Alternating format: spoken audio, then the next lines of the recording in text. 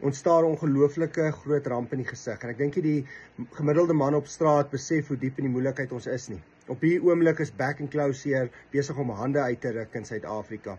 En dit wat daar buite besig is om te gebeur is verskriklik. Hulle sê die virus het gemuteer, dit begin nou beeste selfs doodmaak. Wat voorheen maar net 'n ligte virus was en 'n week of so is jou beeste gesond en niks vrektes regtig ooit aangemeld is nie, is daar skielik grootskaalse vrektes en dis 'n absolute ramp veral op melkbeeste. Ek dink die gemiddelde man op straat besef wat besig is om te gebeur en wat nog alles kan gebeur nie. Die melkprys gaan absoluut die dak skiet, want wat dit met suiwelbeeste doen is skrikwekkend. Omtrent alle koeie kry mastitis. Die koei sal omtrent nooit weer gemelk kan word as ek so kyk na die foto's en dit wat ek hoor die mense en die boere sê gebeur met die koeie nie. Hulle kalvers vrek. Dit is absoluut hartverskeurend. En dan nog die ergste van alles is in plaas van dat die regering op die oomblik help, is hulle besig om die situasie net 10.000 keer erger te maak. Deur absoluut belaglike regulasies daar te stel. Glad nie dit wat hulle moet doen na te kom nie en net absoluut teen ons te werk. Dit wys nou maar net weer dat John Steenhuisen, of hy nou by die DA is en of hy nou wit is en of hy nou wie ook al is, op die einde van die dag is hulle almal maar net politici. En hulle is maar net almal politieke aanstelling, of hy nou van die DA is en of hy van die ANC is of die EFF, hulle is almal maar ewe sleg en onbeholpe op die einde van die dag. Want almal is politieke aanstellings. Waar het jy gesien dat jou generaal van jou weermag of die minister van verdediging iemand is wat niks van verdediging of gevegskuns of enigiets weet nie. Dis iemand wat heeltemal oorgewig is, hopeloos te veel by die KFC rondgehang het en dan as 'n politieke aanstelling daar gesit word. Wat is dieselfde in die landbou? Iemand wat absoluut niks van boerdery al weet nie, word skielik in 'n posisie gesit en hy verstaan glad nie wat daar aan die gang is nie. En daar word van hom verwag, hy moet nou die kastanjes uit die vuur uitkrap in een van die moeilikste tye wat ons boere in die gesig staar. Dit kan net nie werk nie. Hy maak al die mooi beloftes al van die laaste 6 maande en absoluut nog niks het gebeur nie. En wat die hartverskeurendste vir my is dat ons as boere en julle as verbruikers op die einde van die dag die grootste skade kry. Nie die voerkrale nie, nie die middelmanne nie, nie die besighede wat die vleis verkoop nie.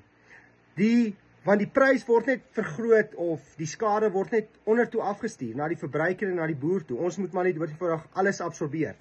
Ek wil nie regtig in conspiracy theories ingaan nie, maar dit wat ek volgende gaan sê, ek dink gaan baie mense diep skok en ek wil hê ons moet die gesprek begin en daaroor gaan dink.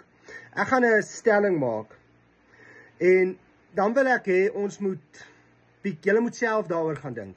Die stelling is dat die voerkrale nog nooit soveel geld gemaak het soos nou in die laaste 5 of 6 jaar selfs nie, as gevolg van Back and Close. Dat dit nog nooit so winsgewend was nie.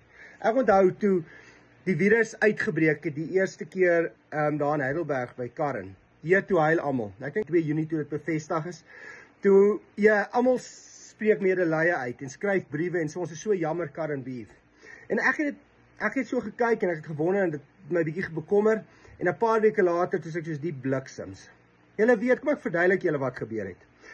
Nou op daai stadium was die prys van 'n A-graad karkas wat Karren Beef, die kalvers wat hulle gevoer het, R67 per kilo, 30 Maart. So al R67 per kilo gekry vir 'n A-graad karkas. Hulle het R34 per kilogram vir daai kalf betaal. En daai voerkalf was 90.000 kalvers. Die prys het na 20 Junie, toe staan die prys op R83 vir 'n A-graad. Toe is die prys R16 duurder as wat hy 3 weke gelede was. Hulle het vir daai 90.000 kalvers R4.800 per kalf ekstra verdien as gevolg van Back and Close.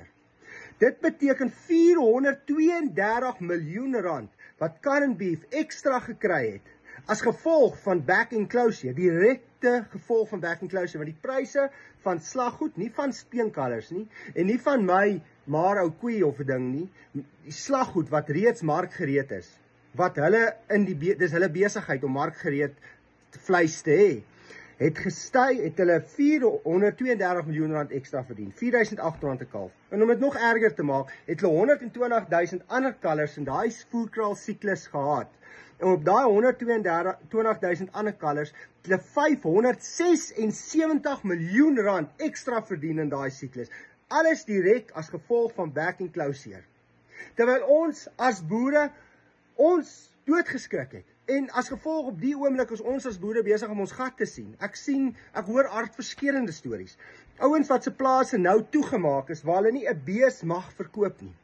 Vir 'n jaar lank nie. Jou selfoonrekeninge, jou medies, jou werkers se lone, jou versekerings, jou lopende koste om kos te koop, gaan nie net ophou en die bank gaan vir jou sê, of die koöperasie gaan vir jou sê, hoorie, dit is reg, moenie bekommer nie, jy kan ons volgende jaar betaal nie.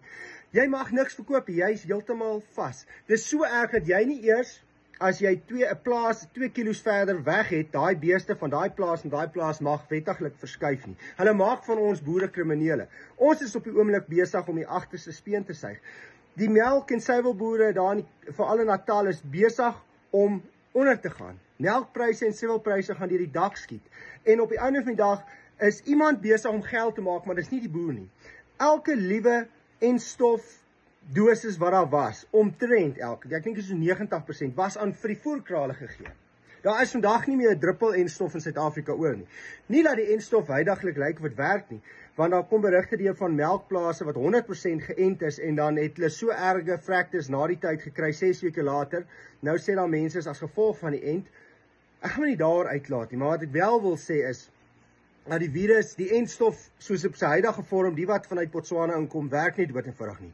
En die regering weier volstrek dat 'n nuwe entstof deur privaat instansies ontwikkel kan word. Hulle sê dat binne 6 weke kan private instansies 'n entstof ontwikkel met die huidige stam wat werk en die boere kan dit koop en hulle kan dit versprei. Maar die regering weier om dit laat doen. Die regering wil 'n vinger in die paai hê en hulle wil deel daarvan wees en op daai manier geld skep en geld uitmaak. Daar's honderde miljoene rande deur die Suid-Afrikaanse regering gemaak deur entstowwe aan te koop uit Botswana uit. Al wie op die oomblik geld maak is die voerkrale en die regering uit back and claw, terwyl ons as boere heeltemal besig is om onder te gaan.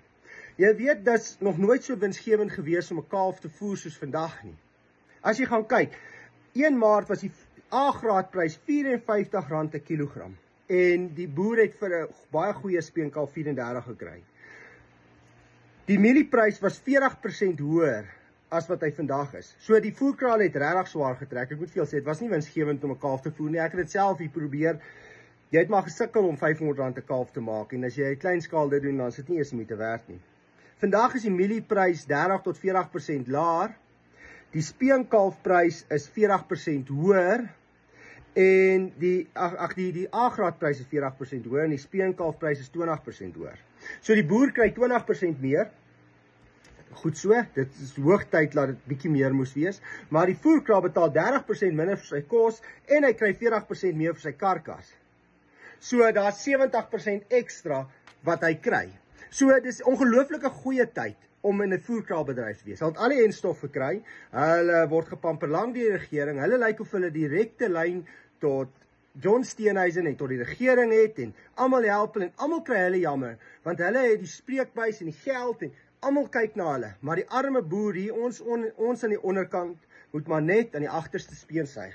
En die hartseerste van alles, en ek gaan nou prontheid sê, dat ons as boere mekaar begin te bliksem, omrede jy's bang, jou buurman bring vir jou back and claw seer en maak jou skade. En jy moet verstaan, jy het 'n vrees in jou hart, want jy dink by jouself, dit gaan my ruïneer. Die sal my uit besigheid neem, dat ek my plaas verkoop. Ek gaan nie my paaiemente kan betaal nie, ek gaan nie my voertuie betaal nie, ek gaan nie my werkers betaal nie, ek gaan nie my medies betaal nie, ek gaan niks van daai goed kan betaal nie. Ek gaan nie die deel kan koop nie. Ek sê my moeder in. Terwyl jy vrees het, en dis letterlik vrees, is jy en jou buurman besig om mekaar te beklei, want jy dink die bliksem is besig om kallertjies te koop om hulle melk te gee, of die ou is besig om sy beeste te bring van 'n ander plaas af, nou bring hy vir my back and claw seer. So ons is besig om mekaar te bliksem, terwyl die regte bliksems daar buitekant is, die wat geld maak op hierdie huidige stadium. Daar's net een oplossing. Die regering moet hulle neus uit die saak uit hou. Alle regulasies moet teruggetrek word. Onmiddellik. Daar's geen regulasies van die regering nie. Hulle moenie meer deel van die hele storie wees nie. As jy jou beeste wil ent, privaat instansies kan die enstof ontwikkel. As jy jou beeste wil ent en op so 'n manier immuniteit ontwikkel, goed vir jou. Jy kan 'n premie ontkry van die voerkrale as jy jou beeste wil koop, goed vir jou. Die ander ou wat nie sy beeste wil ent nie, om watter rede, wat ook al, dis ook goed. Hy gaan natuurlik immuniteit kry. As daar 'n paar fractures is, of dit kos hom baie ekstra geld, baie ekstra moeite, of hy gaan ekstra minerale en spoorelemente gee wat ook baie goed help en baie goed werk, goed vir hom, laat hy dit doen. Ons moet aanvaar, Suid-Afrika is 'n piesangrepubliek. Ons kan nie eers vir ons eie mense in die hospitale versorg nie. Wat verwag julle dat die regering iets soos back and closure daar buitekant onder beheer kan kry? Mense lê in hospitale en gaan dood van vir klein banale goedjies wat hulle veronderstel is om met routinebehandelings voor te kry. Ek praat nou met 'n pa.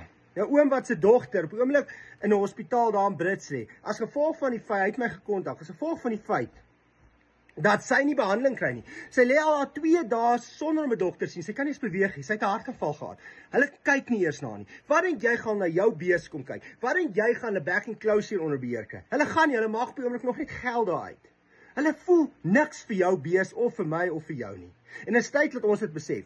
Wat ek vra is, die regering moenie 'n beter werk doen nie. Hulle moet fok of uit die storie uit. Hulle moenie meer deel hiervan wees nie.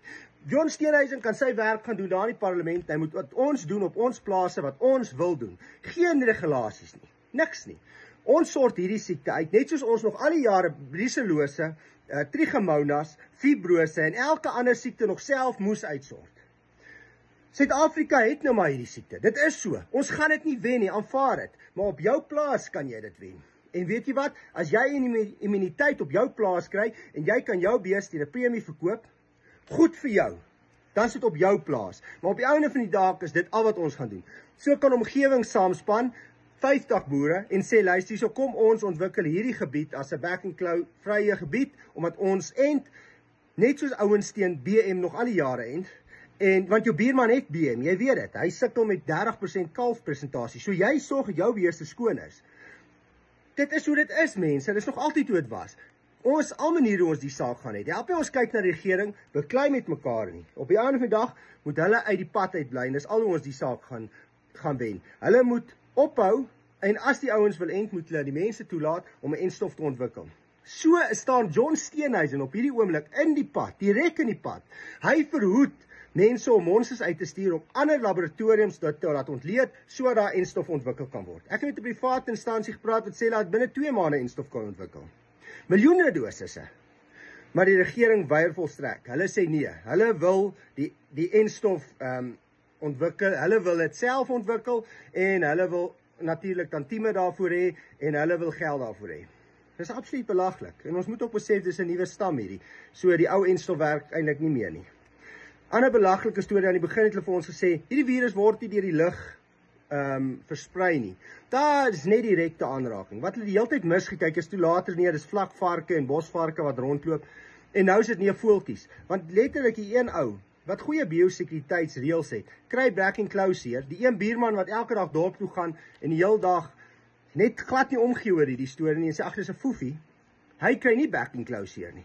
En toe nou sê hulle nee, dit is die voeltjies. Die voeltjies gaan die spreeus gaan sit nou daar in die ou se bak wat back and closure het en dan vlieg hy 30 km en dan gaan sit per ongeluk in jou bak.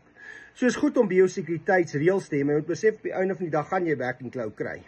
Jy kan dit net nie keer nie. 'n Jakkals gaan oor jou lyndraad hardloop. Vlakvark gaan rondloop op 'n voeltjie gaan 30 km ver vlieg.